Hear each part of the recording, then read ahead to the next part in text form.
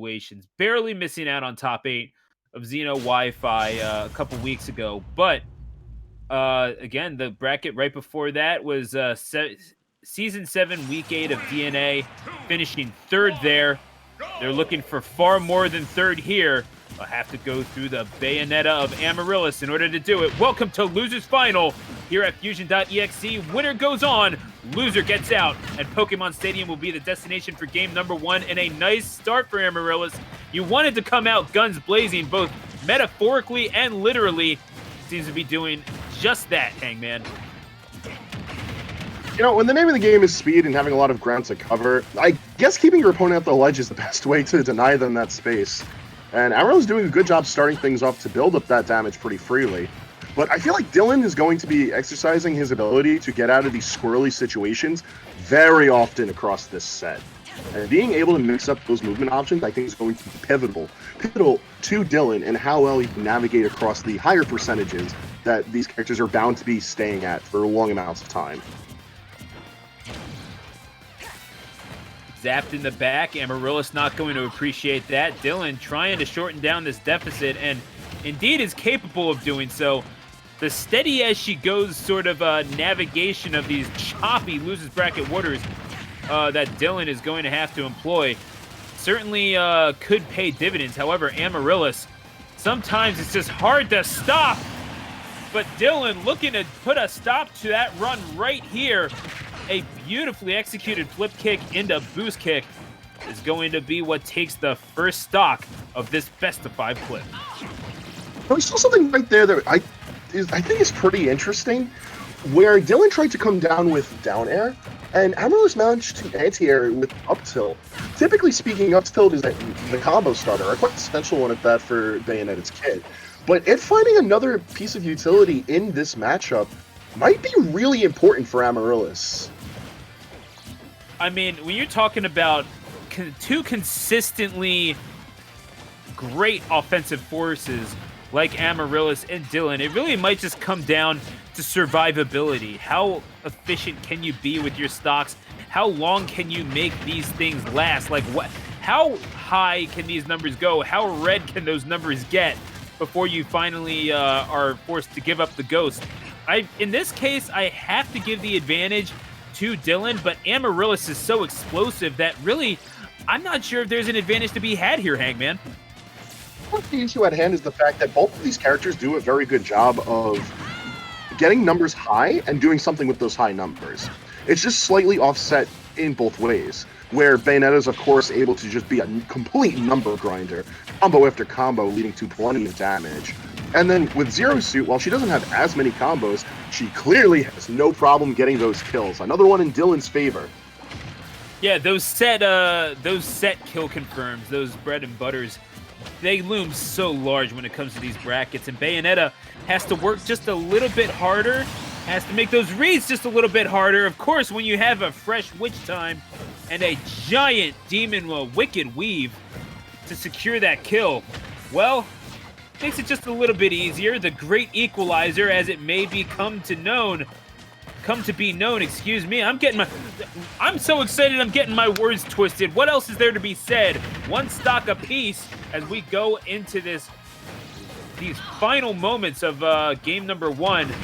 Not an advantage to be had unless you make it. Amaryllis doing just that. However, Dylan answering right back. They're in the middle of the ring trading haymakers, and you gotta love it. This is looking pretty perilous, though. Amaryllis trying to return to center stage. Not the greatest of air dodges. Going to be getting punished by Dylan as well. Damage is managing to build up. Now Dylan in that position where he's looking for the kill. We already saw down smash. I would not be surprised to see some paralyzer bolts coming out if Dylan's allowed to land. Land he does, but the percentage all of a sudden tied up in quick fashion.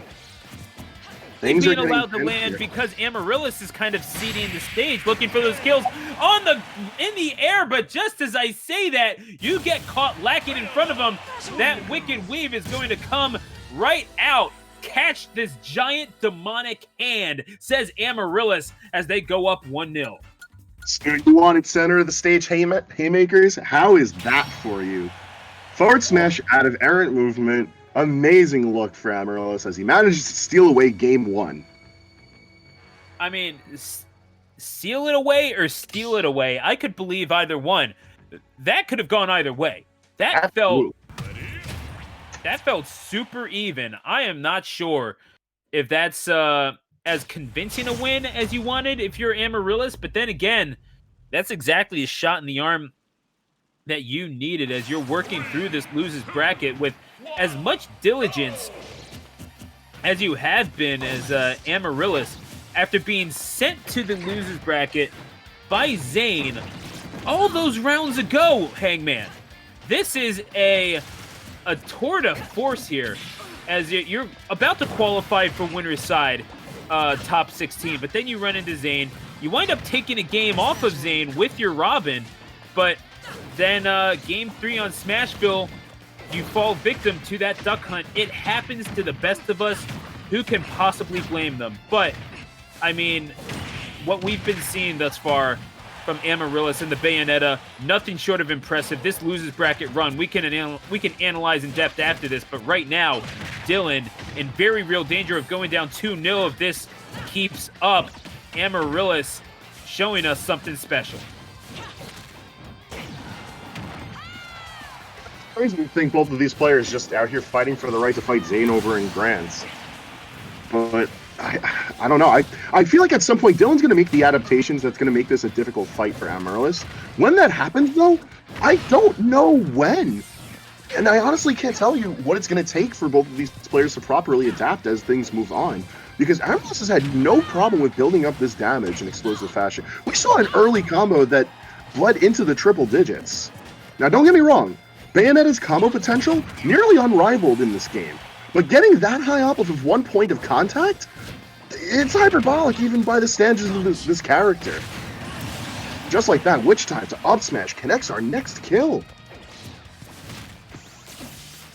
I mean, the fact that Amaryllis has won 6 straight sets just to be here. I mean, not games, mind you, sets.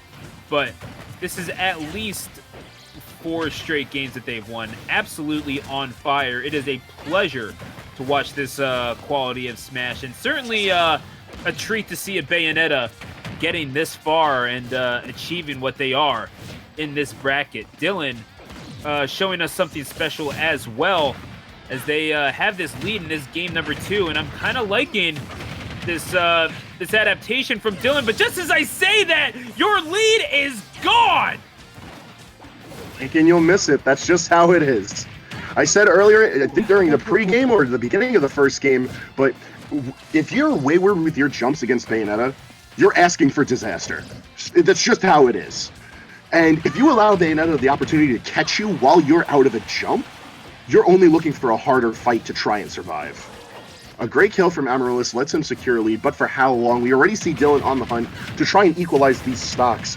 But the more and more that he struggles to do so, the more damage he's eating up. Look at that, already at 83 and counting. Oh, well, eventually that boost kick is going to seal the stock. Again, at 1 stock apiece, but again, Dylan, who relies so heavily on being able to control the pace of this matchup, not able to deal with the offensive measures of Amaryllis thus far. I mean, there's got to be gas left in the tank. We saw a very good game number 1 between these two. Right now, it's looking pretty firmly in the control of Amaryllis. What does Dylan need in order to wrest it away? He's going to need some classic Zero Suit early kills. Like, this character can get it done. At 58%, that's a potential kill for Zero Suit, especially while a little bit of rage is clocked into the character. But wow! Those guns got something else to say. The bullet climax lets Amaryllis take out game 2, and now Dylan is on death's door. Reload and shoot again. Amaryllis firing away, and all you got to do is have the target in your sights, and you can take down pretty much anything you want, including one of the most consistent forces that New Jersey has to offer. And for Dylan, it's far too familiar a story, I could imagine, when you're talking about someone who is as consistent as Dylan, but too often has found themselves in 3rd place in a bracket or in 4th place. You can always expect a very good performance from out of them. but has never quite been able to break through into that ceiling, into grand finals on a consistent basis. And it kind of makes you wonder when that's going to happen, as we are going to that doesn't count, by the way. As we are going to go to this game 3, I can only assume it's on Smashville unless there was some sort of miscommunication between the two parties. But it's something that Dylan is going to have to answer up to here. And if they're going to do it, Hangman, they have to do it in the form of a reverse sweep. And that's so difficult. I feel like if there's a player in tonight's bracket to get it done, it could be Dylan, but I feel like performance thus far in this losers finals would say otherwise. And it pains me to say that about such a talented player, but Amaryllis is really looking like the answer to Dylan's playstyle. Game 3 brings us over to Pokemon Stadium instead of Smashville. Possibly for the better, to be honest with you, Stu, but it's still a lot of work ahead of Dylan. Like, a reverse 3-0 is not an easy feat, regardless of your opponent. But Amaryllis has proven that it's a near indomitable task ahead of us if Dylan's looking to get it done. And the beginning of this Game 3 is proving anything but. Amaryllis on the edge, on the precipice of a shot at revenge from a match that happened before Top 16. That is how long ago they faced off against Zayn, and it's been an absolutely insane run through losers brackets since then. Maybe we've seen crazier, but for Amaryllis, I mean, it's always different when you're in the shoes of the person doing the fights, isn't it, Hangman? Amaryllis has gone through the inferno to try and get this run back on Zayn. And Zayn didn't make it easy for him while he's chilling in Winterside Grand Finals. But I still feel like Amaryllis is not just proving that he wants the run back, but he can do so in explosive fashion. Look at this. Wow! Gets us yet another stock. Zayn's up there waiting patiently, seeing if they could fight off the likes of the Umbran Witch. Did it in Winterside, but can they do it again if the run back is ahead of us? Especially with Amaryllis playing with all of this momentum. Dylan trying to swing out a shield, not going to be able to do it just yet. Amaryllis gets himself back to the stage, just trying to hover around and get some bait going, see if he can get some free damage. Oh, man. This is some incredible stuff what we're seeing from Amaryllis. And Dylan, who had such a good run leading into this set as well.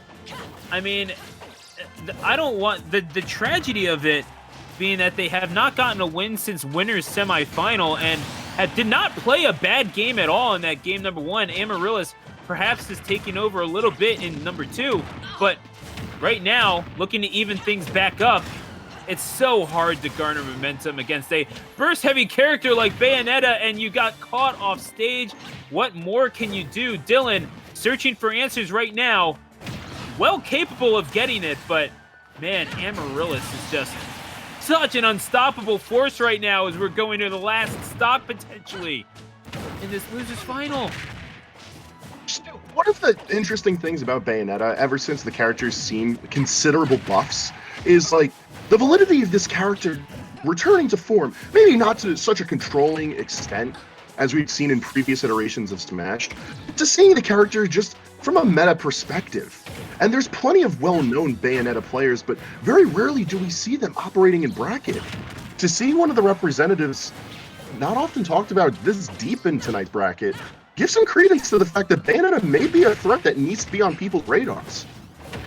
Yeah, definitely something to be considered. This character is back and in full force. Is almost ended it there with the F smash. However, Dylan able to get that poke in. Has not been an easy out. Amaryllis has had to earn every single one of these kills. That cannot be debated. This is not a poor performance by any stretch of the imagination. Do not let the score fool you. However, you're getting twisted off of the top, and Amaryllis flies him to the moon and finds his way among the stars in grand finals. Couldn't have